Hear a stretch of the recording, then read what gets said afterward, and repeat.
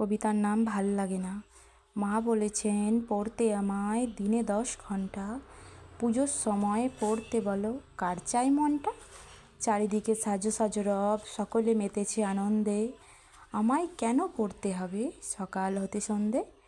ঢাকের তালে সবাই নাচে, ঠাকুর এলো মণ্ডপে মণ্ডপে। আমায় তখন পড়তে হবে বাড়িতে মিসের কাছে।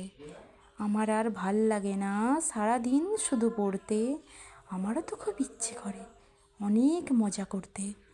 মন খারাপের সময় নেই, সারাদিন শুধু পড়া। লুকিয়ে লুকিয়ে বাইরে গেলে শাসন হবে কড়া। বায়না করলে মা বলে আনন্দ তো মাত্র 4 দিন। পড়াশোনা না করিলে তুমি ভুগবে চিরদিন।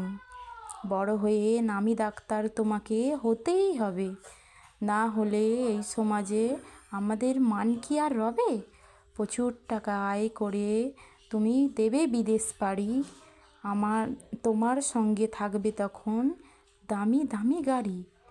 আমি নামি ডাক্তার না হয়ে আমি একজন ভালো মানুষ হলে কি ক্ষতি হয় বলো।